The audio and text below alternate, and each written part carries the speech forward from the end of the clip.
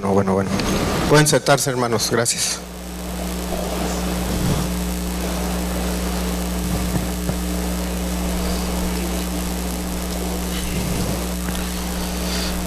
¿Cómo están? ¿Bien? ¿Acalorados? ¿A gusto? ¿Sí? Ok, qué bueno. Bueno, les voy a hablar a continuación como continuación de lo que habíamos hablado la semana pasada. Con este calorcito hasta más a gusto. En su jugo todo. Vamos a andar más a gusto. No se preocupen, hermanos, el calor luego se acaba. Al rato nos vamos a estar quejando del frío. Y si no se trata de quejarse de una cosa, nos quejamos de otra, pero bueno. Si no, no tiene chiste. Pero haciendo recalca de lo que dijo Rosalinda, ¿quiénes vinieron el viernes? Levantan la mano. ¿Quiénes no vinieron el viernes? Levanten la mano. Como que 50-50, ¿verdad? Les queremos invitar a que participen el viernes. La verdad estuvo muy bien. Había muchísimos jóvenes, eso sí les puedo decir. Especialmente una de las razones por las cuales se hicieron cambios o modificaciones al servicio del viernes es para que los jóvenes puedan venir. Y como sabemos todos que entre semana es difícil porque tienen tareas o tienen algún compromiso de lunes a jueves, inclusive domingo en la tarde, ¿no? Como que si están ya están en la escuela, es medio complicado poder venir a la iglesia porque tienen tareas. Yo me acuerdo cuando yo estaba en la universidad ya era medio difícil. Teníamos el servicio en aquel entonces los miércoles, no sé los que recuerden, o miércoles, jueves. Y para mí, cuando era estudiante, era bien difícil porque cuando teníamos proyectos de entrega, pues prácticamente ningún miércoles podía venir, la verdad era muy complicado. Entonces decidimos hacerlo por esta vez en viernes porque ya pues el sábado ya no hay nada que hacer, generalmente nadie va a la escuela, se pueden levantar tarde, etcétera. Entonces, como los jóvenes tenían ese problema o tienen ese problema, normalmente es por lo cual se hizo el servicio o la reunión de jóvenes en los viernes. Por lo tanto, los jóvenes que no vinieron, pues les invitamos a que vengan. Habían aproximadamente 20 jóvenes este viernes y vimos que faltaron varios, pero estaban aquí en el pasillito y estaba lleno, un circulito lleno. Lo voy a subir la foto que tomé al grupo de Abba Padre del Facebook para que la vean. Pero sí se ve que va a ser un éxito el grupo de jóvenes, especialmente para que haya convivencia entre los de esa edad, porque no la hay. Si no nos vemos en domingo, generalmente no se ven. Y una de las cosas que yo cuando estaba en el grupo de jóvenes que yo recibía era que hice muy buenas amistades. Ya no están aquí muchos, ya se cambiaron de ciudad o de iglesia o lo que sea, pero hice buenas amistades. Y esa es una de las razones también por la cual se hace el servicio de los viernes, para que los muchachos puedan venir, y como los papás traen a los muchachos, pues los papás también van a recibir algo. Y va a haber una serie medio larga, profética de los viernes, la enseñanza, así es que va a estar muy interesante para que todos vean cosas que a veces no se pueden poner aquí porque muchos son en video. Entonces tendríamos que nada más poner el video e irnos a sentar y nunca habría tiempo para hablar de otra cosa. Por eso los viernes se va a dedicar a esos temas proféticos. Y si les gusta la profecía y si les gusta ese tipo de temas, pues los invito a que vengan todos.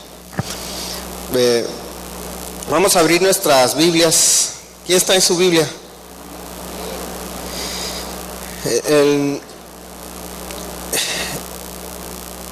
Regresando a lo que estábamos hablando de la semana pasada hablamos sobre uno de los temas muy importantes de la Biblia que generalmente en la iglesia cristiana evangélica se pierde, se brinca o nunca se predica sobre eso, que lo que es la caridad, o le llaman, que decíamos en hebreo, le llaman tzedaka, que significa justicia.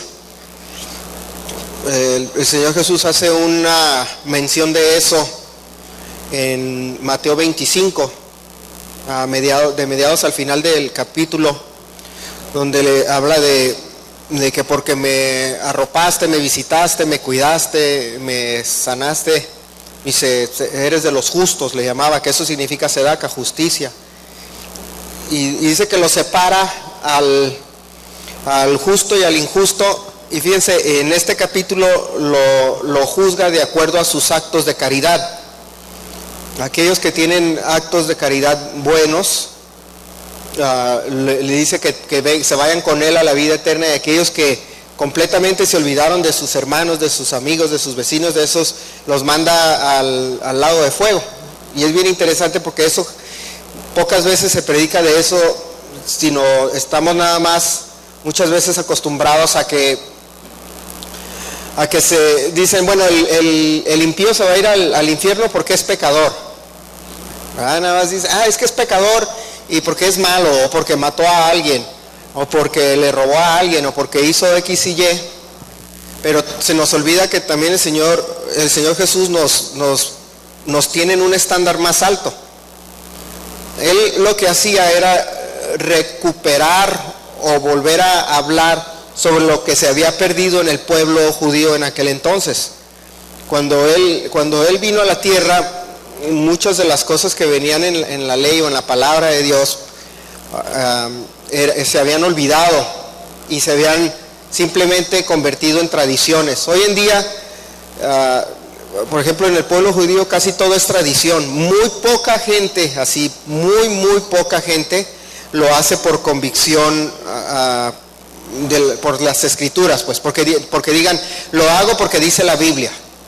En el pueblo judío muy poquita gente, o sea, casi nadie lo hace porque dice, porque está escrito lo voy a hacer. No, dicen porque así me enseñaron, así crecí, es parte de mi cultura, es parte de mi tradición, pero no porque digan porque la Biblia lo dice, sino porque así crecieron, ¿no? Es como en México, ¿no? Le preguntas a la mayoría de los católicos, ¿por qué eres católico?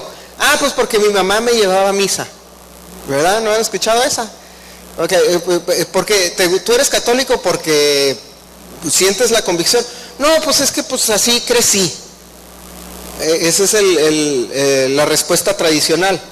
Igual pasaba en los tiempos de Jesús, que todo era nada más porque era la tradición. Inclusive hoy en día es porque es tradición. Van a Israel y en Yom Kippur todo el mundo va a sinagoga. ¿Por qué? Porque es tradición. Pero muy pocos van porque realmente buscan el perdón de sus pecados, sino porque van porque, es que vamos a sinagoga desde chiquitos. Y es el único día en el año que van, como el 99%, es el único día del año que van a sinagoga porque es tradición de que todos vayan en Yom Kippur. Igual pasaba con el pueblo en aquel entonces, por eso el Señor Jesús vino a recuperar todo eso que se había perdido. Y una de las cosas que se había perdido era el aspecto de la caridad, o lo que le llamaba tzedaka. Y una persona que es caritativa también es una persona que es justa, una persona buena. Y por eso el Señor Jesús marcaba en ese capítulo cómo también hay un juicio por aquellas personas que se olvidan del prójimo. Y es una de las razones por las cuales se puso la mesita ahí para ayudar a aquellos que no lo tienen. Pero dentro de esas ofrendas, esa es una de las ofrendas. Dentro del concepto de las ofrendas y el diezmo hay muchas otras. Vamos a abrir nuestras Biblias en Números, capítulo 18, versículo 6. Y fíjense, voy a hacer un listado de todas las cosas que la Biblia habla que son diezmos y ofrendas. Dice el 6, dice, porque aquí yo he tomado a vuestros hermanos los levitas entre los hijos de Israel, dados a vosotros en don de Jehová, para que sirvan en el ministerio del tabernáculo de reunión. Y nos brincamos al 15. todo lo que abre matriz de toda carne que ofrecerán a Jehová, así de hombres como de animales, será tuyo, pero harás que se redima el primogénito del hombre, también harás redimir el primogénito del animal inmundo. Fíjense, le dedicaban también un hijo al Señor, y le decían el primogénito era dedicado, ya lo habíamos mencionado tiempo atrás. Generalmente el primogénito era el que era en aquellos tiempos dedicado al Señor. Agarraba uno, dice, y este era dedicado al Señor. Y era de cierta forma una ofrenda. Por eso a veces hacemos la costumbre de presentación de niños. ¿Sí no se acuerdan, verdad? Se hace la presentación de niños. ¿Sí o no? ¿No la han visto? Pues esa presentación es una variación a esta costumbre. Aquí, pero aquí ¿qué hacemos? Nosotros le decimos, le presentamos a todos. Y a todos los hijos los dedicamos. No nada más uno. Aquí la ofrenda es de todos. Pero de ahí viene esa idea de la presentación. Inclusive me preguntaban la semana pasada que cuándo iba a haber. Muy pronto, nada más eso les puedo decir. Todavía no. Pero ya en una semana se va a hacer. Ya me han preguntado varias personas. Pero se dedicaban, fíjense, los primogénitos de los hijos, y los primogénitos, dice, de las bestias o de los animales que tenían. La mayoría de la gente trabajaba en aquel entonces en el campo, en el ganado, etcétera. Hasta hace como unos 50 años, el 80% de la población mundial trabajaba en el campo. Después de los 50, 60 más o menos, empezaron a enfocarse mucho en trabajar en servicios, en profesión. Que quiero ser médico, que quiero ser ingeniero, que quiero ser licenciado, eso, pero eso no existía de 50 años para atrás. O sea, eso eran bien poquitas personas. Casi todos, más del 80% se dedicaba al campo, y de ahí después de la revolución industrial, pues eran las fábricas y eso. Pero si una persona iba a tener riqueza en tiempos antiguos, la tenía por los campos que tenía, el ganado, las cosas a las que producía. Ayer fuimos nosotros, mi esposa y yo y unos amigos, fuimos al Valle de Guadalupe, a los viñedos. Iba manejando y veía los campos, o sea, y veía, decía, un amigo está escribiendo un libro, decía, este viñedo es de familia X, familia Y. Y entonces, de la misma manera como una familia hoy en día maneja un viñedo grande y tiene las uvas y tiene todo, era en aquel entonces. Entonces, unos tenían que cosechaban alimentos, otros tenían animales. Y decía, de lo vivo, de los animales, dice la Biblia, y de tus hijos vas a diezmar o vas a dedicarle al Señor. Entonces no es nada más algo, una ofrenda no es nada más, o un diezmo no es nada más en lo material, también es en la carne. Los que tienen perro, pues casi todos tienen un perrito, pero bueno, eso, pobre perrito, ¿verdad? Si lo traen aquí, pero era costumbre en aquel entonces, ¿verdad? Traer al perro, a la vaca, al chivo, a lo que tenían, y lo dedicaban al Señor. Inclusive lo ofrendaban y lo daban para el templo. También nosotros podemos ver en Números 18, 13, ahí mismo, regresándonos un par de versículos, dice, las primicias de todas las cosas de la tierra de ellos, las cuales traerán a Jehová, serán tuyas, todo limpio en tu casa comerá de ella. Fíjense, las primicias. Ya no era nada más el diezmo, eran la primera cosecha. Volviendo al ejemplo de los vinos, pues, que están haciendo allá en Ensenada, ¿no? Imagínense, la primer cosecha, toda era para el Señor. Esa era la primicia. Inclusive hoy en día tengo amigos que dicen, entré a trabajar, me pasó con un amigo, dice, entré a trabajar, estuve pidiendo al Señor un trabajo, por fin tengo trabajo, y la primicia, o sea, su primer cheque de salario, de sueldo, lo dio en su totalidad como ofrenda a la iglesia. Porque él estaba siguiendo esa costumbre bíblica de que lo primero de lo que recibía era lo que le daba al Señor. Otra vez se perdió con los años. 18:4 también. Dice igual, las primicias de tu grano, de tu vino, a los de allá del Guadalupe les dicen, de tu aceite, allá también les dicen, y las primicias de la lana de tus ovejas le darás. La primicia, la primer cosecha, el primer X o Y. Entonces nos está diciendo que toda la primicia de todo lo que producimos es para el Señor. Así era la tradición, así dice la palabra, así dice la ley. ¿Cuántos de nosotros actuamos de esa manera ante el Señor? No porque sea para el beneficio de una persona en particular. El problema que hay con el ser humano, más hoy en día, creo yo, que es que somos muy apegados a lo material, al dinero o a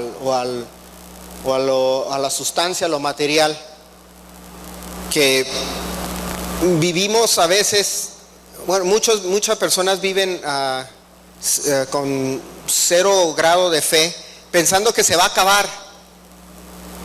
Se va a acabar, es que si doy X o Y cosas, ya no voy a tener. Pensamos en chiquito, pensamos limitadamente, porque en realidad es que no tenemos, por lo menos los creyentes, no tenemos fe. No, es que si doy todo mi no sé, salario, cosecha, lo que ustedes quieran, pues ya no voy a tener nada, porque luego dicen, ¿y luego qué vendo, no? Así pensamos, esa la actitud de la cultura que tenemos hoy en día en el mundo entero.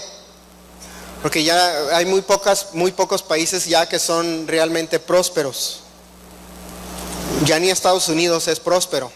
Ayer iba platicando con un amigo de eso, ya ni Estados Unidos es próspero, negocios nuevos que arrancan al año ya quiebran, casi la mayoría de los restaurantes y muchos de los negocios se empiezan a quebrar, ya no hay esa prosperidad. Entonces, como hay un temor de perder el trabajo, de perder lo que tenemos, ya no damos, porque dicen, es que luego me voy a quedar sin nada, mañana será otro día. Pero actuamos sin fe, actuamos de manera limitada, una mente limitada. Y eso es porque tenemos un temor, y el temor, ese temor que tenemos no viene de Dios, honestamente hablando, no viene de Dios. Porque hasta el mismo Señor dice, yo no os he dado un espíritu de temor. Pero sí actuamos porque decimos, no voy a dar más porque luego me quedo sin nada. Y eso está mal, eso es un pensamiento equivocado. Nosotros debemos de pensar en que si doy, así decía el Señor Jesús, entre más siembras, más cosecha. El que poco siembra, poco va a cosechar. El que siembra escasamente, dice, escasamente va a cosechar. Pensando en que nosotros se lo damos a una persona, o inclusive esa falta de fe es porque de plano no creemos en Dios. No doy a la iglesia porque luego no me lo recupero. Entonces, honestamente, no crees en Dios. Lo que tú estás según esto profesando, no lo crees. Porque si creyeras en el Señor, tú sabrás que si das, el Señor te lo va a reponer. Y se acabó, sin argumento y sin duda alguna. Pero no lo hacemos porque tenemos una duda. Y esa duda no viene de Dios. También fíjense, vámonos a 2 de Crónicas 31, versículo 3.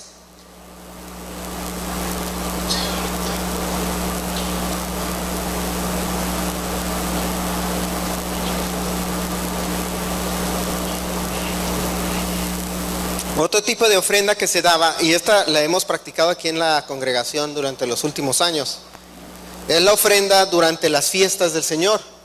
Dice, el rey contribuyó de su propia hacienda para los holocaustos a mañana y tarde, y para los holocaustos de los días de reposo, o sea, el sábado, nuevas lunas y fiestas solemnes, como está escrito en la ley de Jehová. O sea, se daba una ofrenda para los días de reposo, se daba una ofrenda para las nuevas lunas, porque era costumbre de la nueva luna. También lo vemos en el Nuevo Testamento, en Colosenses, habla de las lunas nuevas, de la celebración de las lunas nuevas. En las fiestas solemnes, que son las que acostumbramos a celebrar, que Yom Kippur, Yom Teruah, Sukkot, etcétera. Y dice, como está escrito en la ley de Jehová. Era costumbre de que en el día de fiestas vamos a reponer aquí el donde dice días de reposo, el días del servicio, pues, en términos modernos. Se daba una ofrenda en los días del servicio. El servicio es el viernes o el servicio es el domingo, o en ese día se daba una ofrenda. Por eso decía el Señor que nadie se presentará con las manos vacías, porque era una ley que cuando uno llegaba al templo llevaba un tipo de ofrenda, algo, lo que sea, pero era para provecho del templo, porque nada se construye solo. O sea, este edificio no pusieron una semilla, le echaron agua y creció, y sabemos todos eso por experiencia. Entonces todo es por algún tipo de donativo o trabajo de tiempo, de dinero, de esfuerzo, etcétera. Todo se produce de esa manera. Entonces, en los tiempos del Antiguo Testamento, en las fiestas, en los días de servicio, en las nuevas lunas, se daba una ofrenda. Ahora van a decir, híjole, pues ya se está complicando la cosa, ¿no? Ya parece que cada vez que me presente a la congregación voy a tener que dar. Y se daba del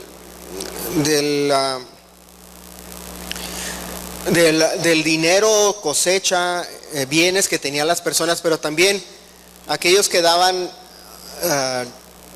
fuera de lo que era dinero, también eran los levitas, por ejemplo, daban de su trabajo, de su tiempo, aquellos que servían en el templo. Eso también es una especie de ofrenda, el trabajar para el Señor, porque el Señor se los repaga. Inclusive durante los tiempos de las fiestas, en Números 28 y 29, no lo vamos a leer, pero si quieren apuntarlo, recordarlo para la próxima, habla ahí de la ley, de cómo en los tiempos de ofrenda se recababa una ofrenda, en los tiempos de fiesta se recababa una ofrenda, porque la fiesta pues no se desarrolla sola.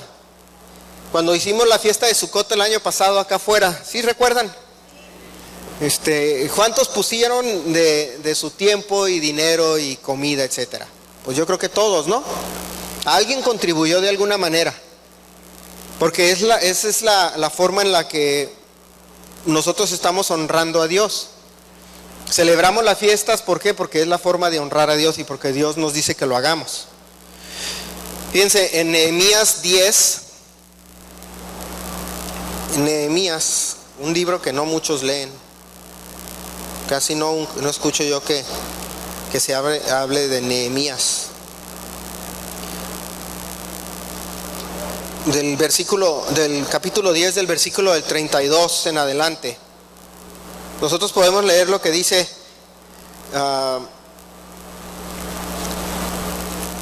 lo que estaba hablando aquí el profeta. Por ejemplo, dice: nos impusimos además por ley. Fíjense, ya era un impuesto por ley, encima de, por decirle así, el cargo de contribuir cada año con la tercera parte de un ciclo para la obra de la casa de nuestro Dios, para el pan de la proposición y para la ofrenda continua, para el holocausto continuo, los días de reposo, las lunas nuevas, las nuevas lunas, las festividades, y para las cosas santificadas y los sacrificios de expiación por el pecado de Israel, y para todo el servicio de la casa de nuestro Dios.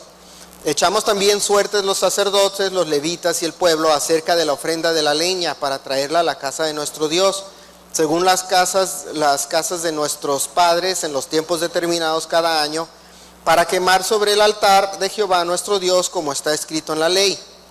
Y que cada año traeríamos de la casa de Jehová las primicias de nuestra tierra y las primicias del fruto de todo árbol, asimismo los primogénitos de nuestros hijos y de nuestros ganados, como está escrito en la ley.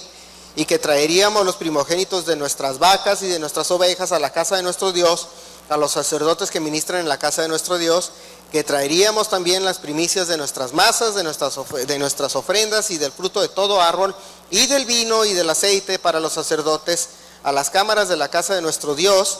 Y el diezmo, esto es el diezmo aparte, ya no eran las ofrendas nada más, y el diezmo de nuestra tierra para los levitas, y que los levitas recibirían las décimas de nuestras labores en todas las ciudades, y que estaría el sacerdote hijo de Aarón con los levitas cuando los levitas recibiesen el diezmo, y que los levitas llevarían el diezmo del diezmo a la casa de nuestro Dios y a las cámaras de la casa del tesoro.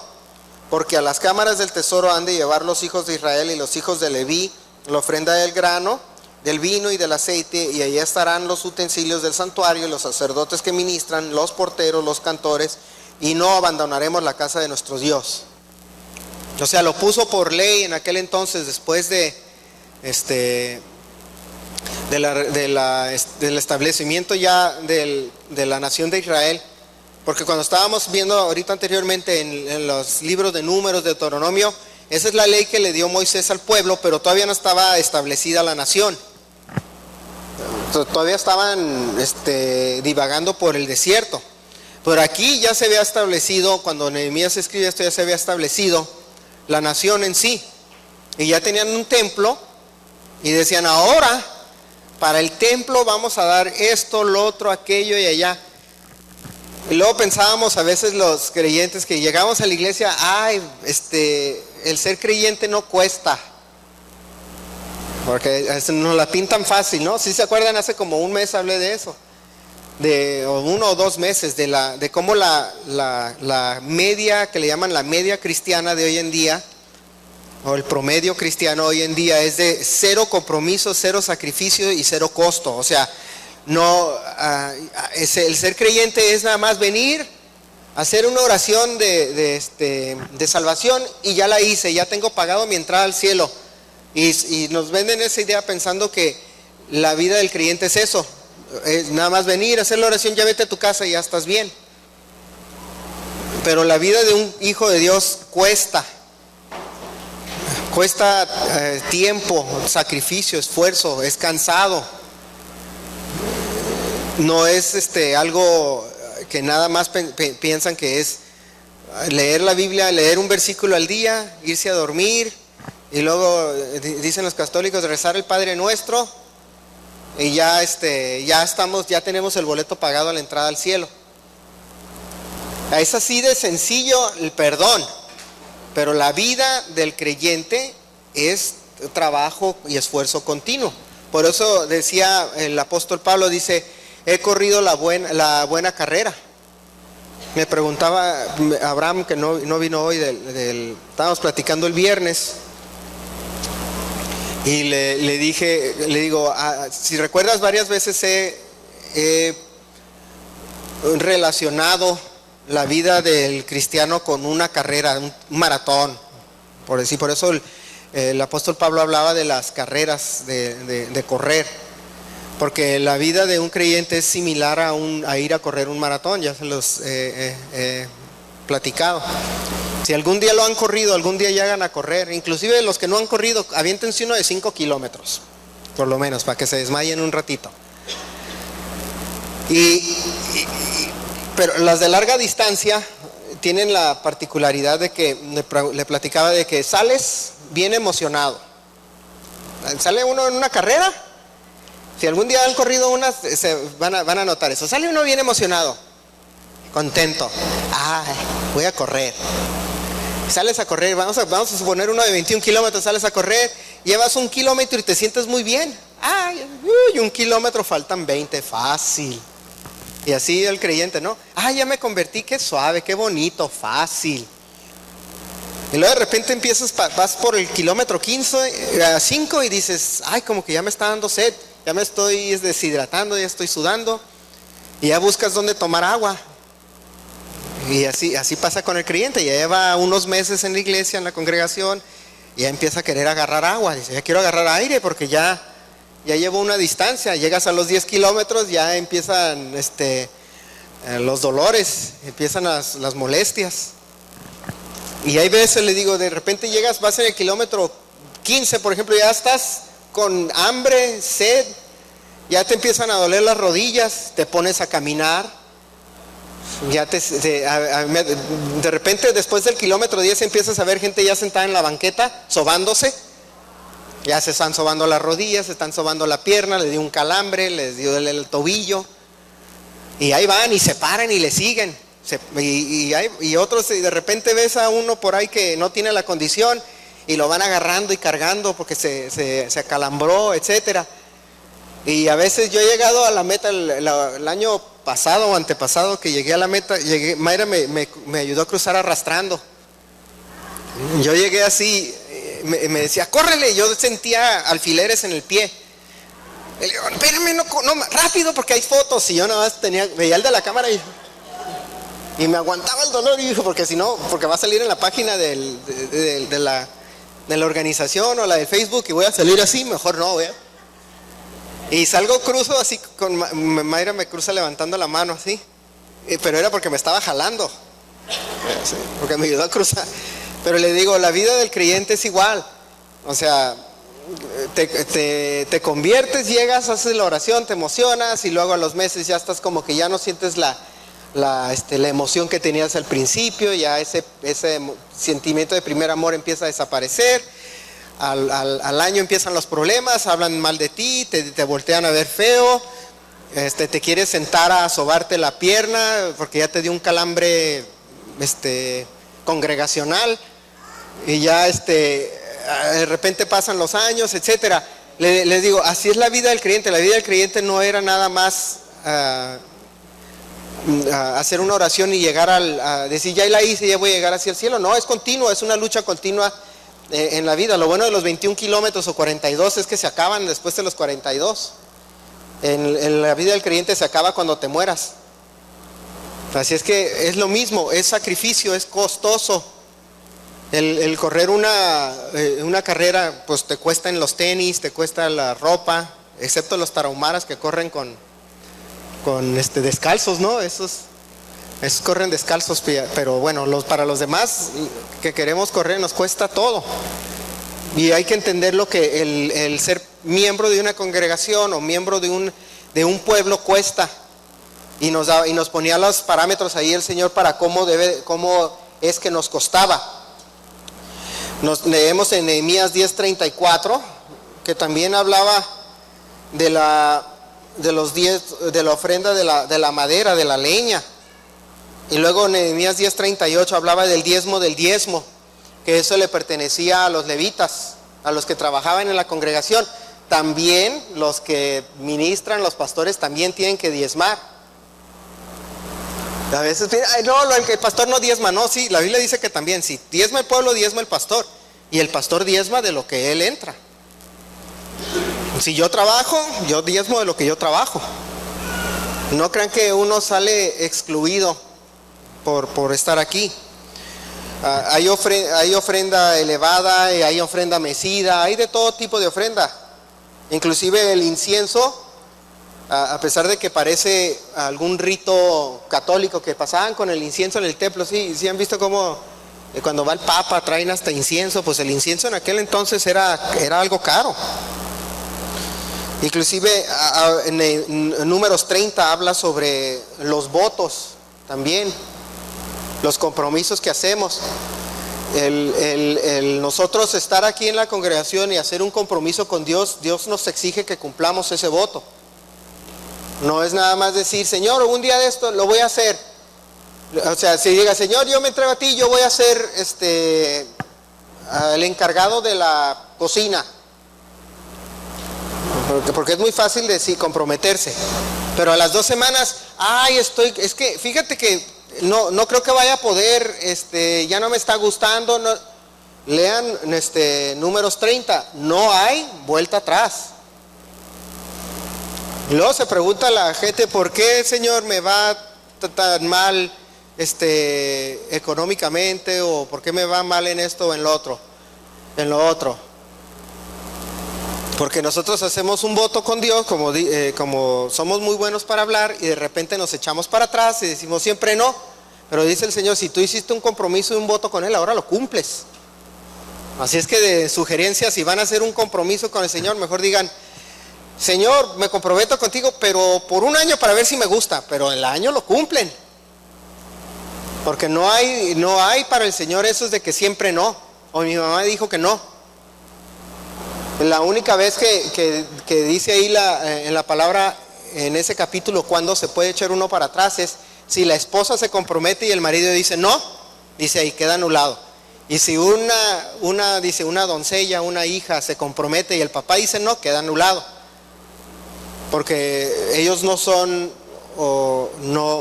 nosotros pertenecemos a alguien más, pues. Si yo viviera bajo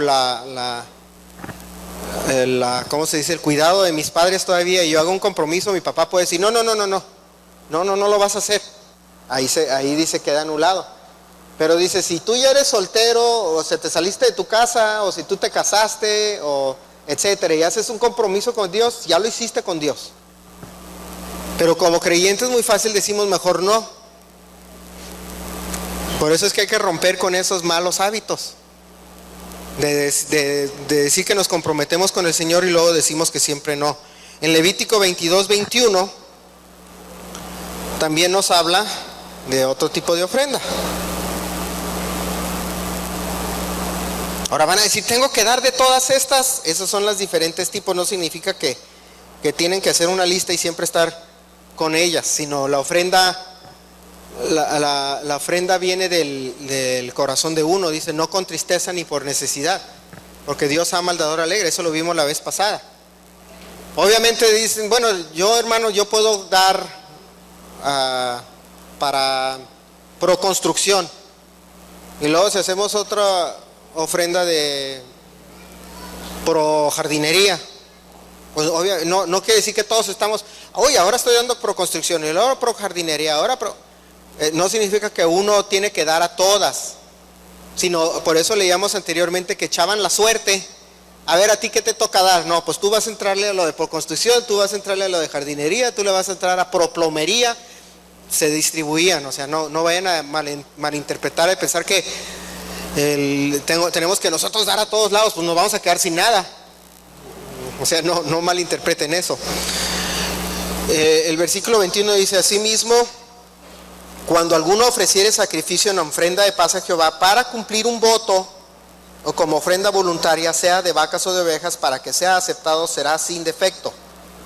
Cuando hagamos algún sacrificio, dice, debe decir sin defecto. Es el equivalente a como dice en el Nuevo Testamento, sin tristezas, no por necesidad, no con de mala gana, pues. Porque el dar algo así sigue siendo, ese es un defecto. Ay, lo doy porque no me queda otra. ¿Cuántos de ustedes le dan a sus niños para ofrendar? Para que allá cuando están en la escuela dominical ofrenden. ¿Les dan? Así, algún día observen cómo ellos dan. Al niño ustedes lo buscan para darle, o les pasa que llega el niño y le dice, ¿me das para la ofrenda? Los busca su hijo y les pide, ¿no? ¿Nunca se han dado cuenta de eso? Que el niño o la niña, mami, ¿me das para la ofrenda? Porque lo da con una actitud diferente. Cuando nosotros como adultos lo damos así, pasa el canasto, pues así, y luego metemos la mano, le movemos así, para que así, como si estuviéramos dando un soborno, nos hacemos los que no, así, lo movemos y lo pasamos, o para que no vieran cuánto dimos, porque es poco y no queremos vernos mal. Y esa actitud es la que dice el Señor, esa no.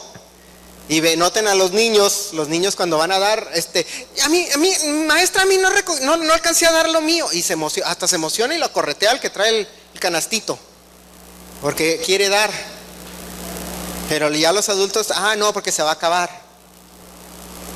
Noten la diferencia. Por algo dice el Señor que debemos de ser como niños.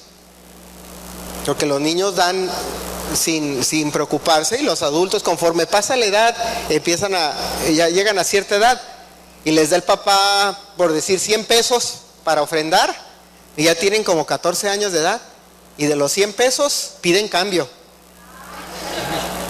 O sea, ya cuando llegan a los 18, de los 100 pesos piden cambio de 50 pesos a los 14, y a los 18 piden cambio que les regresen 90. Porque empezamos a desarrollar una actitud equivocada respecto al dinero, porque pensamos que se va a acabar, porque no lo damos de corazón, no lo damos de manera voluntaria. Y eso es algo que nosotros debemos de cambiar. Por algo dice el Señor, probadme en esto. Cuando no da uno es porque no lo está probando. ¿Por qué? Porque no cree. Así de plano, no cree.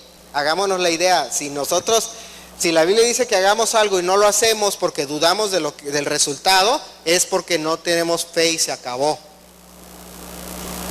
Obviamente, problemas económicos o una deuda o les cayó Hacienda, pues claro que el Señor va a entender eso. Pero no me refiero a esos momentos, me refiero a los momentos donde sí tenemos, sí el Señor nos da, sí el Señor nos bendice y no queremos diezmar ni ofrendar económicamente ni el tiempo. Y lo peor es en tiempo, porque el tiempo no nos cuesta. Se hace un llamado a venir a pintar y de 50 varones vienen 5. Y luego dice, ay, es que el Señor no me bendice. No, pues es que tú no quieres hacer nada para Él. Imagínense a un patrón, el patrón no me paga, y te va a decir, patrón, pues no quieres hacer nada para mí, no vienes 40 horas y no haces nada, ¿cómo esperas que te pague? Tú dices que trabajas, yo digo que te pago. Así decía un maestro mío, no se hagan de esos de que tú dices que trabajas, entonces yo voy a decir que te pago. Y así somos con el Señor. Tú dices, Señor, tú dijiste que no sé qué, el Señor va a decir, pues tú dices que ofrendas, tú dices que crees, pues yo digo que te doy, y así la dejamos. Pues no, o sea, el que siembra cosecha y se acabó. Inclusive hay un diezmo bien curioso en Deuteronomio 26:12. Deuteronomio 26:12.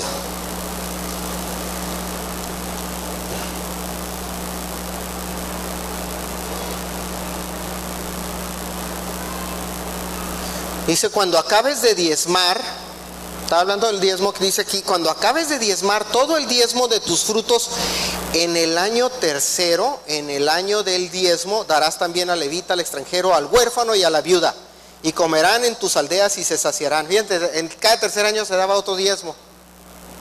Había un diezmo especial del tercer año en la costumbre. Y fíjense a quién se lo daba. Darás también al levita, o sea, al que ministra en la iglesia, ya sea el pastor, puede ser, la palabra levita no significa el que predica ni el que es el pastor, sino en los tiempos del Señor, el levita era todo el que participaba en el templo. Todos los de la familia o de la tribu de Leví participaban en el templo en todo, o sea, cargaban cosas, hacían cosas, estaba el sumo sacerdote, los sacerdotes, los que le ayudaban, los que movían, levantaban, abrían, acomodaban todo. Aquí haz de cuenta el que abre la puerta, el que trabaja en la cocina, el que arregla el sonido, el que toca en la alabanza, el que predica, cualquiera que participare en el servicio. Vamos a ponerlo en términos modernos, ese es un levita, por decir. Entonces dice, darás al levita, al extranjero, al huérfano y a la viuda, y comerán en tus aldeas y se saciarán. En los tiempos pasados me llegaba a tocar ver cómo algunos hermanos decían, vamos a hacer una comida. Invitaban a toda la congregación a su casa. No sé si se acuerdan, Chepina se acuerda, no sé, el otro día también con Eduardo, cuando hace unos meses, ¿no? Que hiciste una carne asada, ¿te acuerdas? O sea, es parte de la costumbre del pueblo de Dios. A todos, dice, en el tercer año les vas a todos invitar. Eso es como decir otra celebración.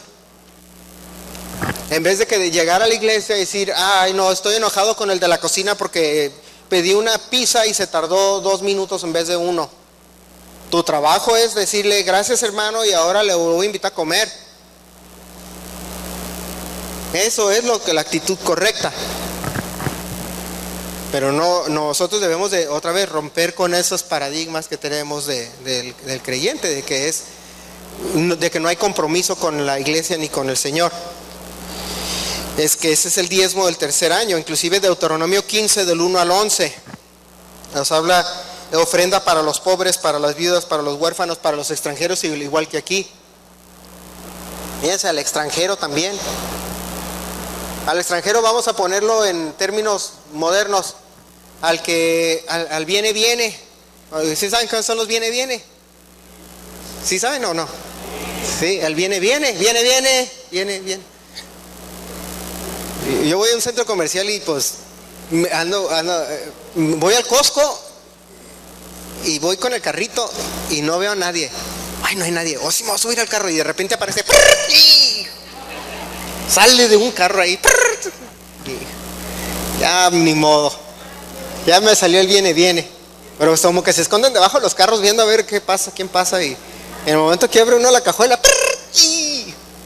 o allá en playas, en la Walmart, me aparecen de repente. Y no veo a nadie, dije, no me va a tocar el viene, y en cuanto me subo ya me aparece atrás, viene, y pues hagan de cuenta, es el extranjero. A ese también dice, hay que bendecir.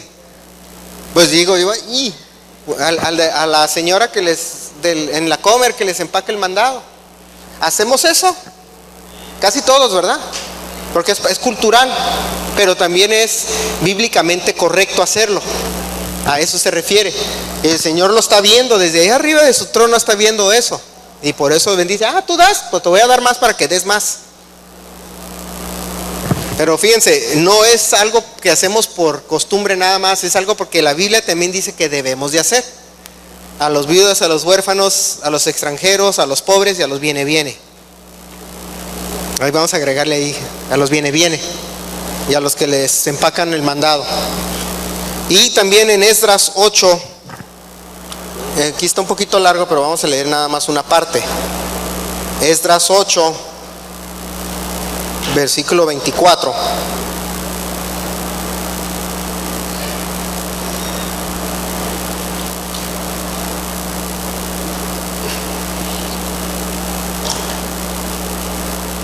Fíjense, y es importante notar, imagínense el rango de generosidad que debía haber en el pueblo de Israel. Fíjense, si recuerdan, cuando sale el pueblo de Israel, sale de Egipto y se reúnen en el monte de Sinaí cuando les da la ley a Moisés. Si recuerdan la película, yo me acuerdo en la película, era iban a ser ídolos, ¿sí recuerdan?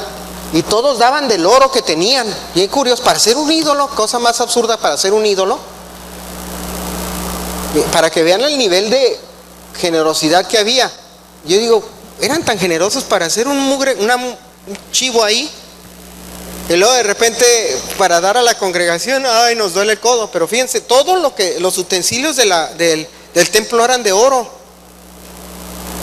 ¿Saben cuánto cuesta una onza de oro? No sé si alguna vez han visto una moneda de una onza. Es una monedita como una de 10 pesos, un poquitito más grande. La de 10 pesos pesa más o menos una onza. Hoy en día cuesta $1,350 una onza. Ese pedacito nada, esa monedita. $1,350 es el precio de una onza de oro hoy en día. Para hacer una menora, que es no sé si han visto las menoras, la réplica de la menora que está en Israel, es una cosota así, no sé, como de aquí, así, y que tiene las 7, las 6 ramas, bueno, y el del medio, ¿no? Que sale así, grandota, de oro. ¿Cuántas onzas de oro creen? Creo que costaba arriba de $1 millón nada más hacer la menora.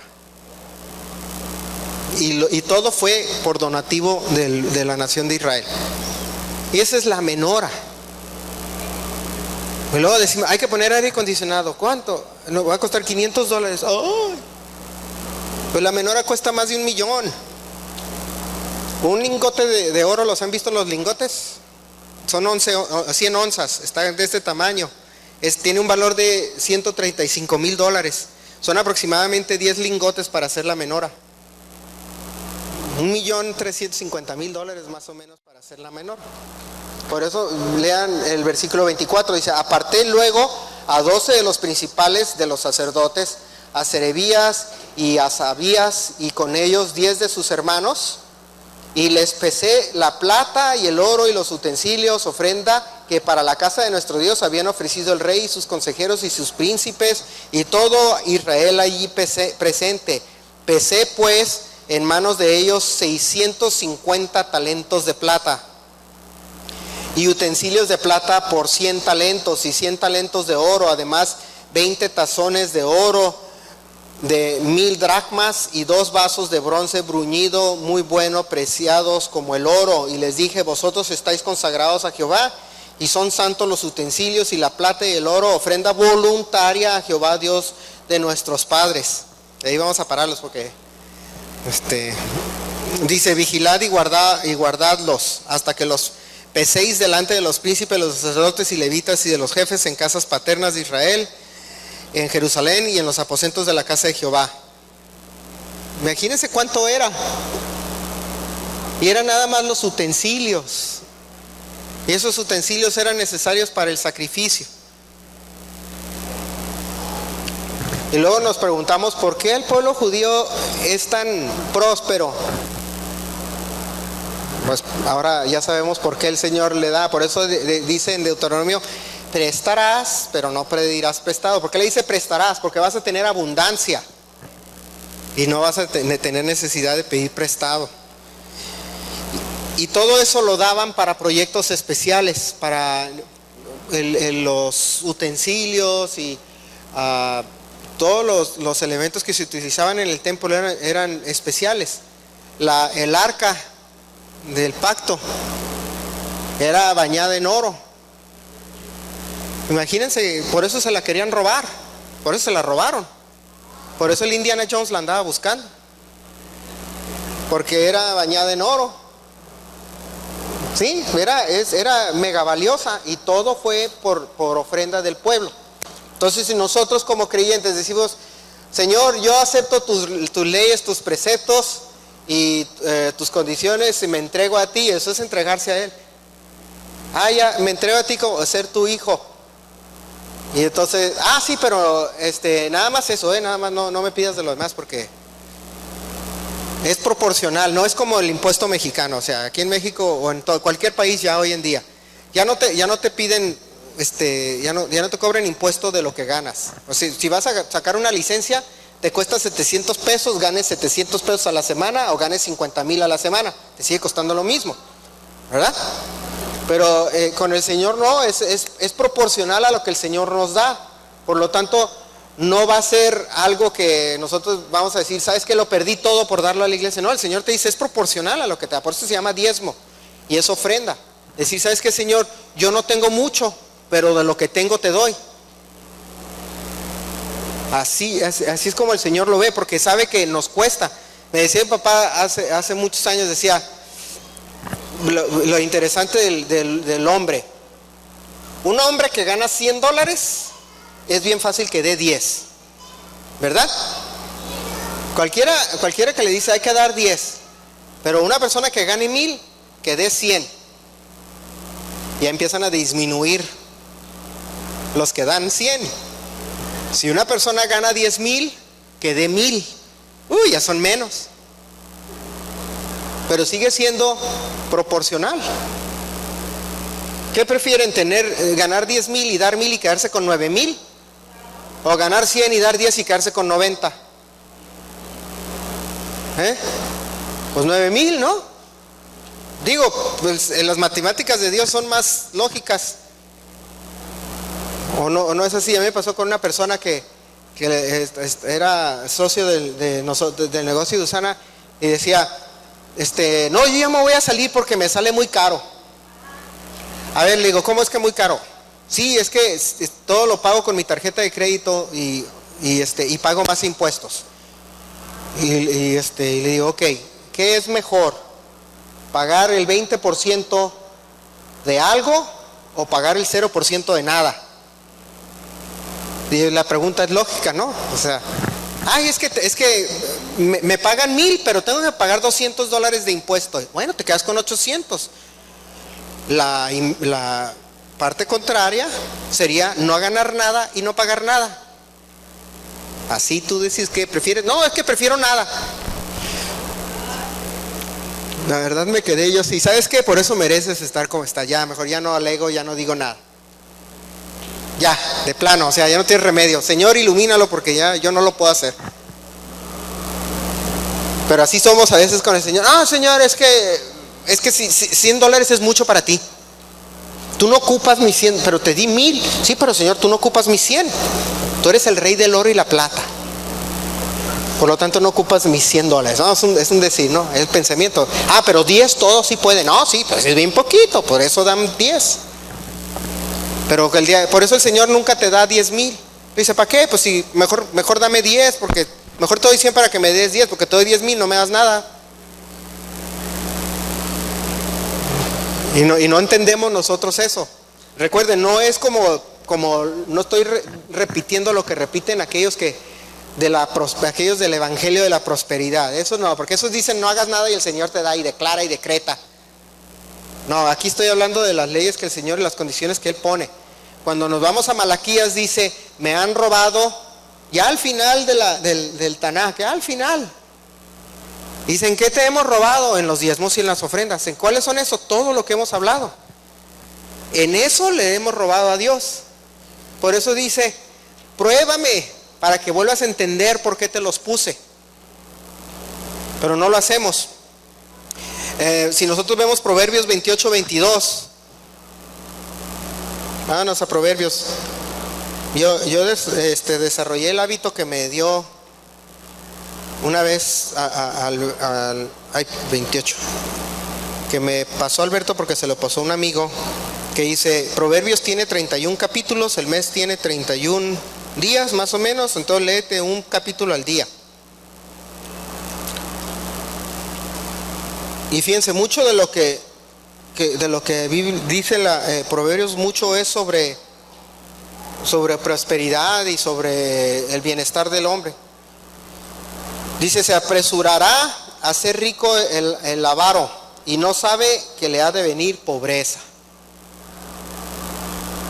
Se apresurará a ser rico el avaro y no sabe que le persigue la pobreza. O sea, el tacaño piensa que por no dar va a tener más, pero lo que no se da cuenta es que va a ser pobre. En otras palabras, para que lo entendamos bien en mexicano, el tacaño piensa que por no dar va a ser más rico, pero en realidad lo que va a hacer es más pobre.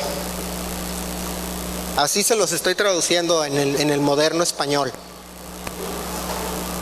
Porque si nosotros creemos en Dios y sabemos que el Señor ve todo lo que hacemos y damos, Él va a saber si nos da o no nos da. Y ese proverbio dice, sí, lean los proverbios, de verdad, háganlo un hábito, un capítulo al día.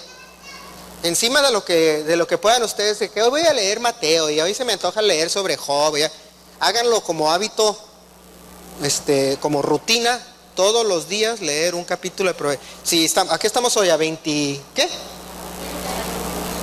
¿A 31? Hoy les toca leer Proverbios 31. Mañana, que es primero, le toca leer Proverbios 1. Y así llévensela. Y se van a dar cuenta de un montón se van a quedar así como que, ¿en serio? Y muchas de las partes que leí hablaba sobre la prosperidad y la riqueza. Y si alguien sabía sobre eso era Salomón.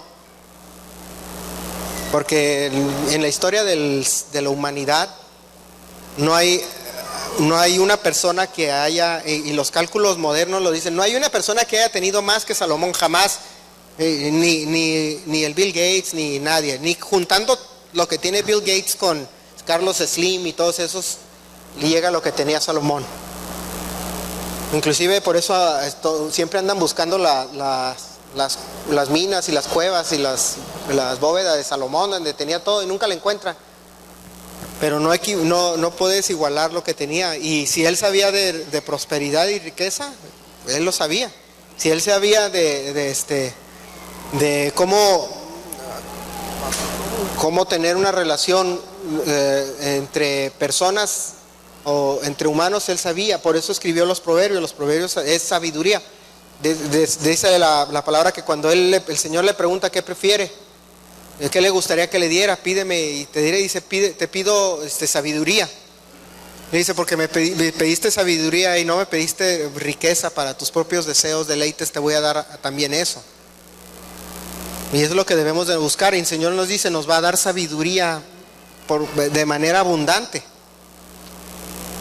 Entonces nosotros tenemos que entender que las ofrendas, esto que damos, es para el bienestar nuestro, es algo que nosotros hacemos para probar a Dios, y no es algo que se canceló, como a muchos dicen, en el momento que el Señor Jesús murió en la cruz y ascendió al cielo.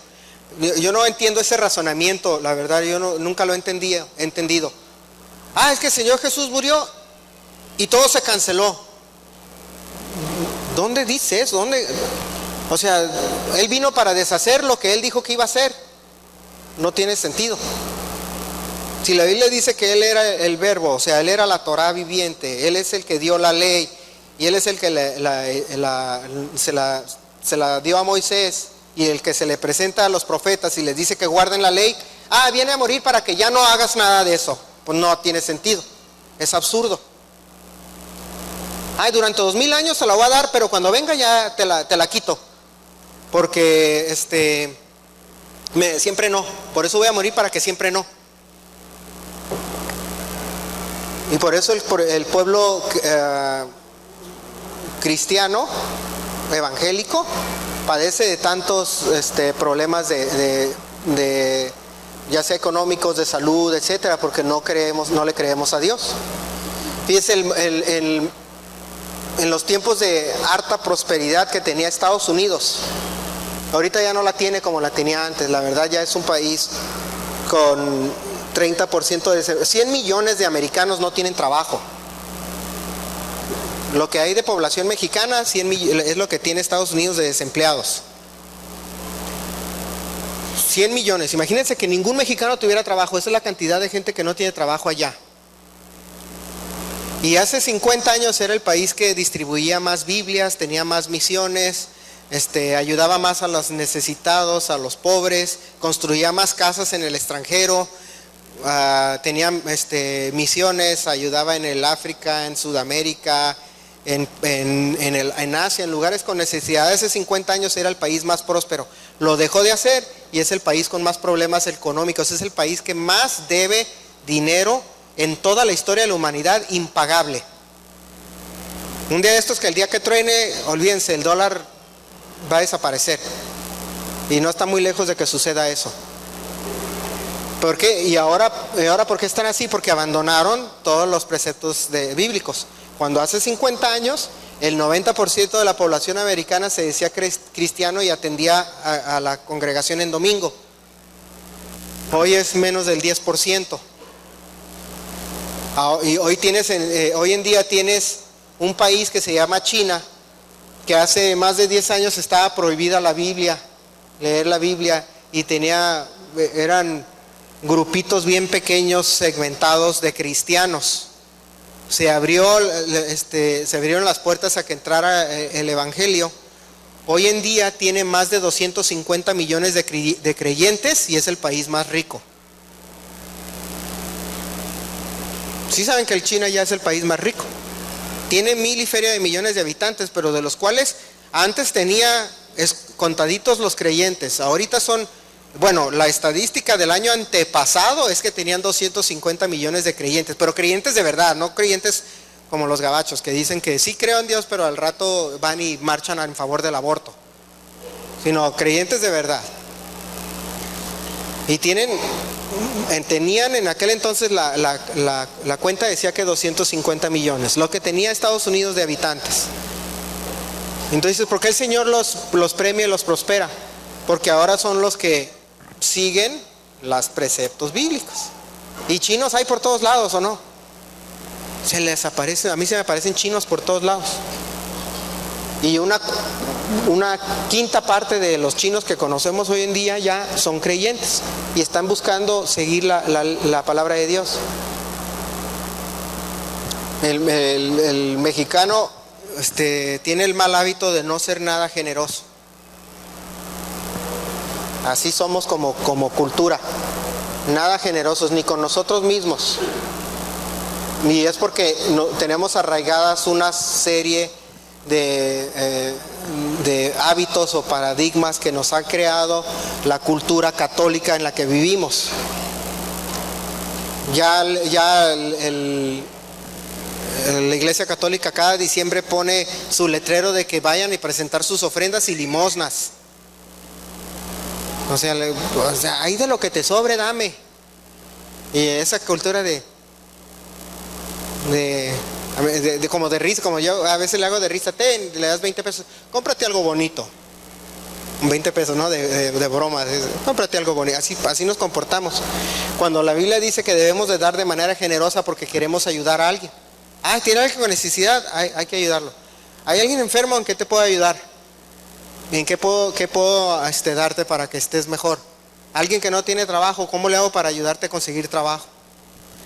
Tenemos necesidad en la congregación de esto y lo otro. Le digo, hermano, ¿yo qué puedo hacer? Yo conozco a alguien o tengo un amigo, un conocido. Eso es lo que el Señor busca en cuestión de diezmos, ofrendas de su pueblo. Por eso dice con alegría, no con tristeza.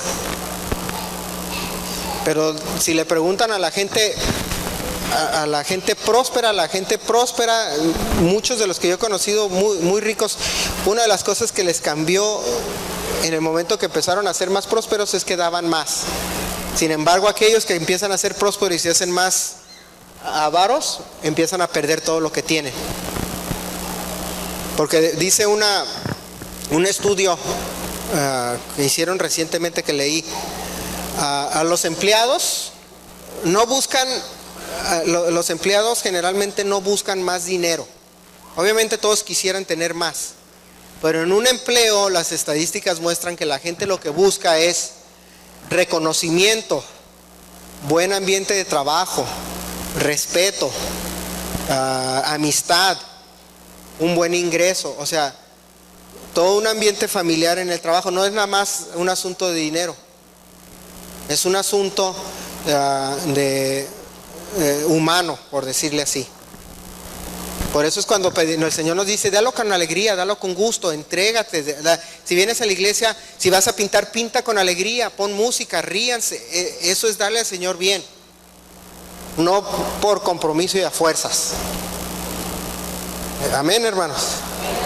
Nosotros debemos de entender que también, como decía el apóstol Pablo, los ladrones no van a entrar al reino de los cielos. Salmos 39.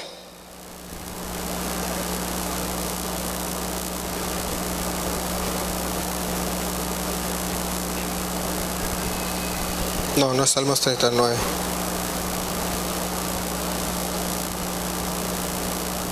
Aquí apunté mal el versículo.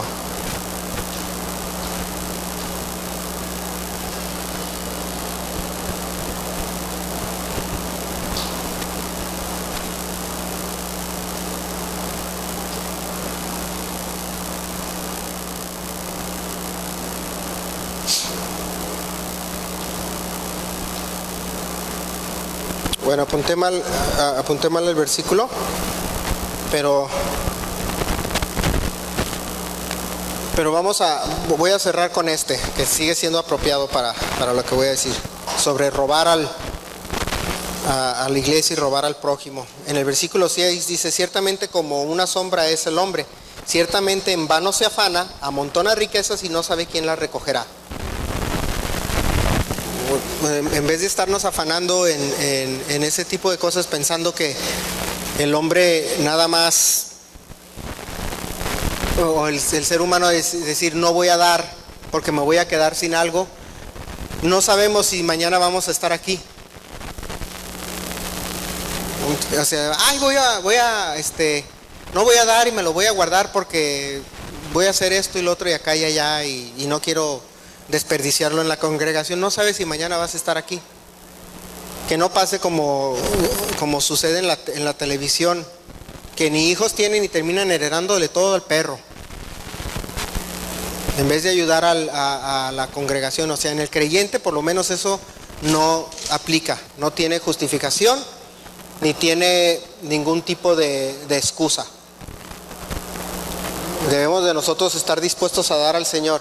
Y de nuevo, se da en tiempo, se da en lo económico, se da en algo que consiguen. ¿Sabes qué?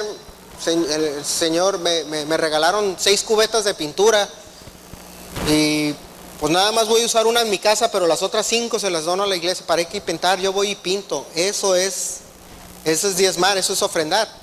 Diezmar es nada más dar una 10ª parte de las 6 cubetas. Ofrendar es dar las demás. Pero el Señor por eso te dio. En vez de nosotros afanarnos en guardar todo, debemos de ser generosos con el Señor y ser generosos con el prójimo, porque no sabes si al rato lo pierdes y alguien más te lo quita. Hay muchas historias de gente que tiene una fortuna y que se la roban. Gente que tiene propiedades y llega el abogado y se queda con ellas. O llega el gobierno y como pasaba antes, que llegaba el gobierno, veía tu carro y decía, buscaba un pretexto para recogértelo y al rato el director de la policía lo traía porque le gustó. No sabemos qué va a suceder mañana. Pero lo que sí podemos tener confianza es que si nosotros sembramos para la obra del Señor, y para la obra no es nada más la iglesia, es todo lo demás que afuera, el Señor nos lo va a recompensar. Y eso es una obligación, no es una sugerencia de parte de Dios. Amén. Vamos a ponernos de pie, hermanos, para hacer una oración para despedirnos.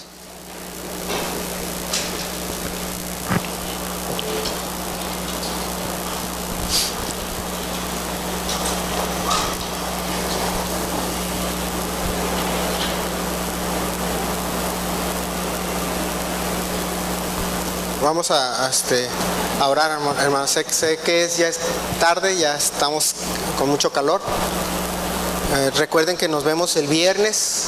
A todos, los invitamos a todos a que participen y que estén aquí el viernes. Amén. Vamos a cerrar nuestros ojos. Señor, Padre Santo, te damos gracias por la tarde que tú nos has dado, por el privilegio, Señor, y el honor de estar aquí para servirte y aprender de tu palabra, Señor. Te pedimos que tú nos bendigas y nos acompañes a donde quiera que vayamos este día. Y estés con nosotros esta semana, Señor. Que tú nos cuides, nos protejas, Señor. Y que esta semilla de tu palabra que ha sido sembrada en nuestras vidas, Señor, dé fruto, Señor.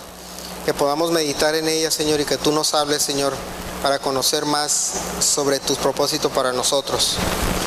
Y entender, Señor, de que todo lo que tú nos das en tu palabra es para bienestar nuestro, Señor. Y es para ser más plenos, Señor, en el conocimiento tuyo. Te pedimos que tú nos acompañes, que tú prosperes esta congregación, Señor, que traigas más a personas al conocimiento de tu Hijo Jesús y de arrepentimiento, Señor, de sus pecados. Y que tú bendigas a cada familia que está aquí, Señor, en este momento y aquellas que están representadas. Te pedimos en el nombre de Cristo Jesús y te damos gracias. Amén. Dios les bendiga, hermanos. Nos vemos el viernes.